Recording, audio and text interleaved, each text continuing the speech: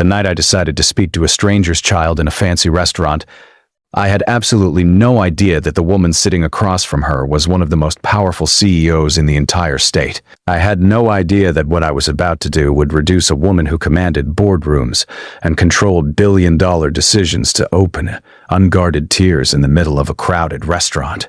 All I knew was that there was a little girl sitting at the table next to mine who had been invisible for the entire evening. And I had something, a simple, quiet skill that I carry everywhere, that could change that. And so I used it, and what happened next is something I will carry with me for the rest of my life. So before I go any further, I want to ask you something directly.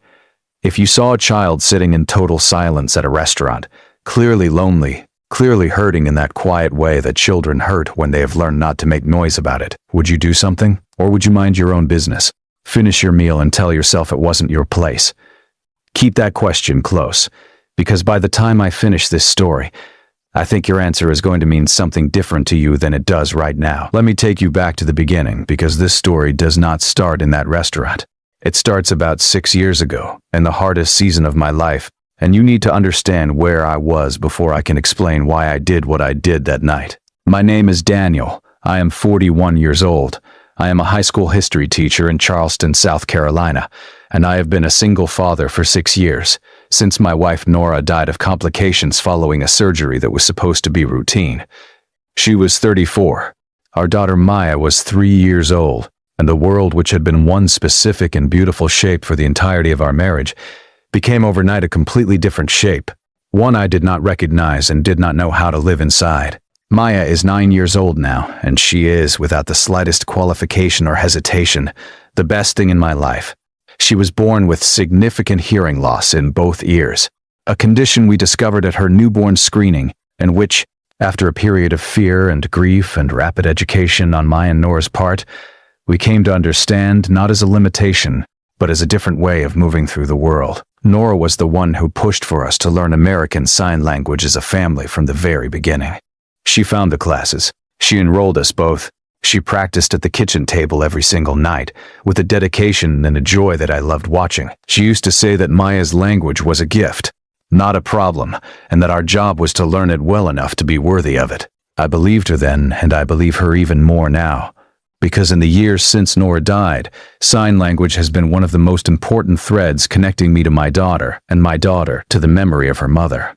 Nora taught us both, in the time she had, and we have kept going in her name. By the time Maya was 4, our home was genuinely bilingual, spoken English and ASL, both given equal weight, neither treated as lesser or as backup. After Nora died, I continued the lessons, continued the practice, because stopping felt like losing something of her that I could not afford to lose. I found a wonderful ASL teacher named Miss Patricia, who worked with us for 2 years, drilling vocabulary, refining grammar, helping Maya develop the expressive fluency that she now carries like a second skin. I practiced on my own at night after Maya was asleep, watching videos, reviewing signs, determined to stay ahead of my daughter long enough to actually be useful to her. I am not sure I ever fully succeeded at that. Maya has surpassed me in speed and expressiveness by a significant margin, as children always do, but I can hold a real substantive, emotionally complete conversation in sign language, and that ability has mattered more times than I can count. I am a single father with a modest teacher's salary, and I want you to understand that because it matters for what comes next. We are not a family that goes to fancy restaurants very often.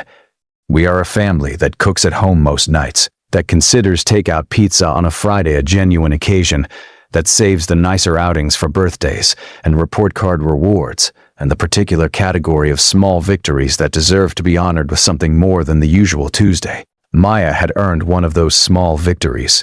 She had received a perfect score on a major science project that she had been working on for 3 weeks, a project about ocean ecosystems that she had approached with a level of research and dedication that genuinely impressed her teacher and honestly impressed me too. She requested, as her celebration dinner, a restaurant called Aldovar, which is a mid-upscale Italian place in downtown Charleston that we had driven past many times, and which Maya had identified as the place she wanted to go when she had something really worth celebrating. I had been gently managing her expectations about Aldovar for several months, explaining that it was a special occasion restaurant, And this, she informed me with complete certainty, was a special occasion. She was right, so we went. We arrived on a Wednesday evening in November, around 7 o'clock. The restaurant was warm and beautiful in that particular way of good Italian places. Amber lighting, the smell of garlic and wine in the air, low murmur of conversation, someone playing soft piano from somewhere near the back. The host seated us at a table near the window, and Maya immediately turned to look out at the street below, with that wide-eyed wonder that I hope she never loses, the capacity to find everything interesting, everything worth looking at. We looked at the menus, we talked about her project in our usual relaxed mix of speech and sign. I did some quiet mental arithmetic about which combination of dishes was going to keep us on the right side of my monthly budget, and we ordered. Maya got the butternut squash ravioli, which she had clearly decided on before we left the house. I got the linguine, which was delicious, and which I have thought about several times since. We were maybe 20 minutes into our meal when I first noticed them. A woman and a young girl were seated at the table directly to our right, close enough that I could have reached out and touched the neighboring chair without stretching. The woman was striking in that way of people who inhabit professional authority so completely that it has become their physical posture. Sharp features, dark hair swept back, an elegant blazer, the kind of composed self-possession that you associate with someone who runs things. She was on her phone, almost from the moment she sat down, typing with focused intensity, occasionally pausing to scan what she had written with the expression of someone who is always simultaneously doing this thing and thinking 3 moves ahead to the next thing. She was not rude to the waitstaff, she was not loud or unpleasant. She was simply completely elsewhere, her body at the table, her attention somewhere in the device in her hand. The little girl sitting across from her was perhaps 7 or 8 years old. She was dressed with obvious care, a deep green velvet dress, her dark hair in 2 neat braids. She was beautiful in that unselfconscious way of young children who have not yet become aware of being looked at. But what I noticed, what I could not stop noticing even as I tried to stay in my own dinner and my own conversation with Maya, was the expression on her face. She was sitting with the particular stillness of a child who has learned not to fidget, not to ask, not to interrupt. Her hands were folded in her lap. She was not looking around the restaurant with curiosity. She was looking at the table and occasionally looking up at her mother with a tentative, searching expression. A look I recognized immediately because I have spent years learning to read faces, both the hearing and the deaf way, and what this child's face was saying was as clear to me as if she had spoken it aloud. She was waiting. She was hoping for an opening, a glance, an invitation to exist more fully in the space between her and her mother. And each time her mother's eyes stayed on her phone, the opening closed, and the child looked back down at the table. I watched this for a while, telling myself it was none of my business, that I did not know their dynamic, that there was surely context and history I was unaware of. Maybe the mother was managing a crisis. Maybe this was an unusual night, not a representative one. Adults tell themselves these things, and they are sometimes right. And I was trying to give the benefit of the doubt in the way that a reasonable person tries to do. And then I saw the girl's hands. They were in her lap, mostly still, but her fingers were moving in small, subtle ways. Flickers and shapes, almost unconscious, the way some people drum their fingers or click a pen when they are processing something internally. I watched more closely, and I realized with a jolt that went through me like cold water that the movements were not random. They were signs. She was signing to herself, not to anyone, not attempting communication, just moving her hands through the shapes of language in a quiet, private, self-soothing way. And I caught 2 words clearly before I looked away to give her the privacy of thinking no one was watching. The first word she signed was lonely, the second was invisible. Maya tapped the back of my hand. Her signal for, hey, I'm trying to talk to you. Where did you go? And I looked at her, and then back at the little girl, and then at my daughter again. I signed to Maya, keeping my movements small and quiet. That little girl knows sign language. I think she needs a friend. Is it okay if I say hello to her? Maya looked at the girl, looked back at me, and gave me one slow, serious nod. And I turned to the child at the next table. I waited until she happened to glance in my direction, and when she did, I kept my face gentle and completely open, and I signed to her, slowly and clearly.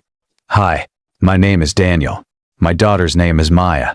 She has hearing loss too. You sign really beautifully. Would you like to talk? I need to pause here and try to describe what happened to that child's face, because it is the image from that entire evening that lives most vividly in me, and that I think about more than anything else. It moved through her in stages. First, there was pure shock, the shock of the impossible, that this cannot be real expression of someone who has seen something that does not fit their understanding of what the world does. Then there was a fragile, desperate flicker of hope, the kind that is almost painful to witness, because you can see how careful it is, how much it has been trained not to arrive too fast in case it has to leave again. And then, finally, a smile. And I want to find the right words for this smile because ordinary words feel inadequate. It was the smile of something that had been held very tightly for a very long time being allowed, just for a moment, to open. She signed back. "My name is Sophie. Nobody here knows sign language. My mom doesn't know it. I have been trying to learn to talk the regular way, but it is really hard, and sometimes I can feel when she gets frustrated, and then I stop trying. I feel like I cannot say anything." She paused. Then she added with a matter-of-fact directness that broke something open in my chest. "You are the first person who has ever talked to me like this somewhere that is not school. Now I want to stop right here, because this is the moment in the story where I had to make a real and serious decision about what to do next. Because I was now in a conversation with a stranger's child in a public restaurant, and that child's mother, who was sitting 3 feet away from me, did not know it was happening. And I had no idea who this woman was, no idea of the full history and complexity of her family situation, no idea how she was going to respond when she noticed. And I am a single dad, a teacher, a guy in a nice but not remarkable button-down shirt at a restaurant that is slightly above my usual budget, and the woman at the next table had the unmistakable bearing of someone who was very accustomed to being in charge of every room she entered. This could go badly in a dozen different ways. So I want to ask you right now, before I tell you what happened next, what you would have done in my position. You are sitting in a restaurant. A little girl at the next table has just told you she is lonely and invisible, and that you are the first person outside of school to ever speak her language. Her mother is 3 feet away and has not looked up from her phone. Do you keep talking to this child? Do you involve the mother? Do you retreat and tell yourself you've already done enough? I genuinely want to know, so please drop your answer in the comments before you watch the rest, because I think the range of answers is going to be fascinating, and I think what you would do says something real about you. Tell me below, and then let me tell you what I did. I kept talking with Sophie. I introduced her to Maya, and the two girls found each other across the small geography of adjacent restaurant tables with the immediate, uncomplicated warmth that children have for each other when the language barrier is gone. And what remains is just two people who understand the same things. They signed back and forth. Maya told Sophie about her science project. Sophie told Maya about her favorite book. They discovered they both had inexplicable fondness for the color yellow, and both found the taste of cilantro genuinely offensive, which Maya signed as an elaborate, disgusted face that made Sophie press both hands over her mouth to contain her laughter. I watched them and felt the specific joy of watching your child be fully herself with someone who can fully receive her, which is one of the best feelings a parent can have, and one that I do not take for granted for even a moment. It was during this, while I was watching the girls, that I became aware that something had changed at the table next to ours. I glanced over. The woman had put her phone face down on the table, not set aside, not face up to monitor for notifications. Face down the way you put a phone when you are deliberately choosing to be somewhere else. And she was watching. She was watching Sophie's hands move, watching her daughter's face, watching the conversation she had not known was happening, and did not have the language to follow. Her expression was one of the most complex things I have witnessed on a human face. There was confusion in it, and a defensive wariness, and something that might have been the beginning of hurt feelings about being left out, and underneath all of that, working its way to the surface slowly and powerfully, and undeniably, a devastation that was clearly not new but was clearly being felt more acutely in that moment than it had been in a long time.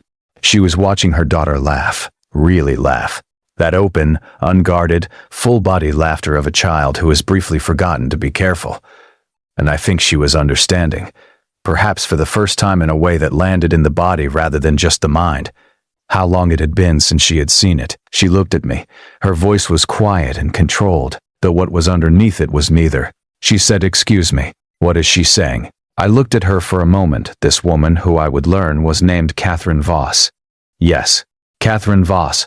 Yes, Catherine Voss. the founder and CEO of Voss Meridian, one of the largest healthcare logistics companies on the East Coast, whose name I had seen in business headlines and whose foundation funded several programs at hospitals across the state. I said, "She is telling my daughter that she loves the way the restaurant lights look because they remind her of fireflies.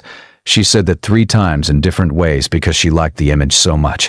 She is very creative and very funny. Oh, and your daughter is wonderful." Catherine Voss blinked. Something moved across her face that she did not try to stop. She said, "I did not. I knew she was learning some signs. I arranged the classes, but I did not know she was. I did not know she could." She stopped. She looked at Sophie, who had noticed her mother's attention and had gone still again. That protective stillness returning like a reflex. The automatic retreat of a child who has learned that drawing attention sometimes ends the good thing. And Catherine looked at her daughter's stillness, and I watched her understand what that stillness meant and where it came from, and something in her face went quiet in a way that was not calm but was its own kind of reckoning. She turned back to me and said, "Can you teach me something? Right now, tonight, can you teach me one thing I can say to her?" Her voice had dropped to almost nothing. I looked at her for a moment. Then I nodded. I showed her this sign for "I love you," that iconic ASL hand shape, the thumb and index finger and pinky extended, one of the first signs anyone learns, and one that never loses its weight no matter how many times you see it. Simple. 3 seconds to learn. A lifetime of meaning behind it. Catherine practiced it twice, her elegant hands shaping themselves carefully and seriously around this new thing, and then she turned to Sophie, and she signed, "I love you," to her daughter. It was imperfect. It was slightly clumsy in the way that all first attempts are clumsy, but it was unmistakable.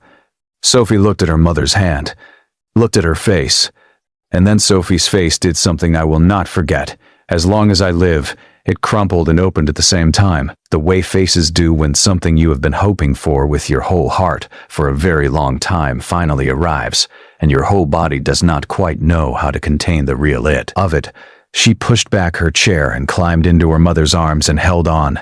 And Catherine Voss held her daughter in the middle of Aldevar restaurant and cried without any apparent concern for who was watching. And all the composure and authority and professional armor of the woman who had walked in that evening was simply gone, replaced by a mother who was holding her child and understanding something she should have understood sooner and was grateful beyond words that she was understanding it now. Maya reached across the table and took my hand. She signed to me very quietly, "Dad, you did a good thing." I squeezed her hand and looked at the ceiling for a moment because she was right, and because the ceiling was the only direction that gave me a shot at not crying in public, which I was trying very hard not to do, and largely failing at. Catherine composed herself and came to our table and introduced herself. Not with her title, not with her company name, just as Sophie's mother, which told me something important about where her head was in that moment. She said she did not have words for what we had given her daughter that evening, and I told her what I have come to believe from years of being Maya's father, which is that the only gift that actually matters in the end is the one that says, "I see you, I hear you, you are not invisible to me." She listened to that and nodded slowly in the way of someone who is filing it somewhere they intend to keep it. We talked for a long time. She told me that after Sophie lost her hearing at age 4, the result of a serious viral illness that progressed very fast, she had channeled everything into making sure Sophie had every possible resource, every possible intervention, every door that money and influence could open. The speech therapy, the audiologists, the best possible schools, the finest equipment. She had done everything she could think of to do. But she had not learned Sophie's language. She had been afraid. She told me that learning sign language would mean accepting something she was not ready to accept. She framed it as being about Sophie's integration into the hearing world, wanting to make sure every avenue was pursued. But sitting there in that restaurant, she said what she actually suspected was true, which was that it had been about her own grief, her own inability to fully accept the permanence of what had changed. And that refusal had cost them both something. Not everything, but something real and something she wanted back. She asked me for resources, teachers, family programs, apps, anything I could recommend. She wrote everything down with the same focused energy she had been directing at her phone an hour earlier, except this time there was nothing performative about the urgency. Before we left, she knelt down in front of Sophie and signed "I love you" again. More confidently this time, the second attempt always better than the first. And Sophie signed it back, and then signed something else. Catherine looked at me. I said, "She asked if you will learn more." Catherine did not hesitate. She signed the word yes, which I had showed her at the table, along with "I love you" and "beautiful," and "together," and said aloud with complete steadiness, "I will learn everything, I promise." Sophie nodded with the gravity of someone ratifying a treaty, which is perhaps exactly what it was. I have thought about that dinner many times in the months since it happened. I have thought about the moment I almost looked away, the moment when the adult, practical, socially cautious part of me wanted to tell myself it was not my business and finish my pasta. I am grateful, with a depth that I cannot fully articulate, that I did not look away. Not because of anything dramatic that I did, because I want to be completely clear that all I did was use a skill I happened to have, in a moment when it happened to matter. But because of what happened when I used it, two girls found each other. A mother got a door opened for her that she had been standing in front of without knowing it. And Sophie, a 7-year-old girl in a green velvet dress, had a night where she was visible and heard and spoken to in her own language, and that matters in ways that will ripple forward into her life long after she has forgotten the specific details of that Wednesday evening. I found out later, through a mutual connection, that Catherine Voss had enrolled in an intensive ASL family program the following week, and had asked her entire executive assistant team to take basic sign language training as well. I found out that Sophie started at a new school in January, one with a stronger deaf and hard of hearing program, and that she is thriving in ways her previous school had not been able to support.